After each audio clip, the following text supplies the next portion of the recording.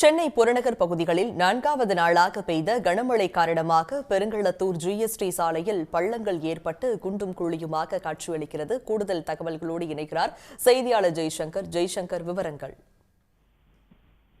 வங்கக்கடலில் ஏற்பட்டுள்ள டிட்வா புயல் தற்போது ஆழ்ந்த காற்றழுத்த மண்டலமாக வலுவிழந்து அதனை அடுத்து தற்போது காற்றழுத்த தாழ்வு மையமாக கரையை கடந்து வருகிறது.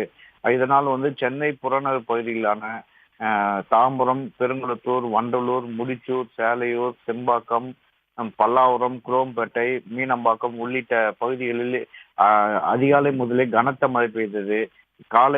தற்போது இதனால் ஜிஎஸ்டி சாலையில் ஆங்காங்கே குண்டும் குழியுமாக பள்ளங்கள் ஏற்பட்டுள்ளது. இதனால் சென்னையை நோக்கி வரும் வாகனங்களும் சரி, அதே நேரத்தில் திருச்சி செல்லும் வாகனங்களும் சரி, அந்த ஜிஎஸ்டி ரோட்ல இருந்து ஏற்பட்ட அந்த குண்டும் குழியின் காரணமாக வாகனங்கள் மித வேகத்தில் அங்கு செல்ல முடிகிறது பார்க்க முடிகிறது.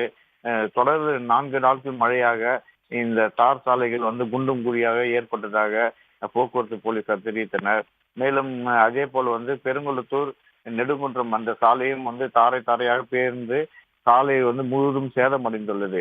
தொடர்ச்சியாக 4 நாட்களாக பெய்த மழையின் காரணமாக இந்த சென்னை புறநகர் பகுதிகளில் தாழ்வான பகுதியில் நீர் தேங்கி இருந்தாலும் இந்த சாலைகள் சேதமடைந்ததால் வாகன ஓட்டிகள் பெருமளவு அவதியுற்று வருகிறார்கள். விவரங்களை வழங்கியமைக்கு நன்றி ஜெய்சங்கர்.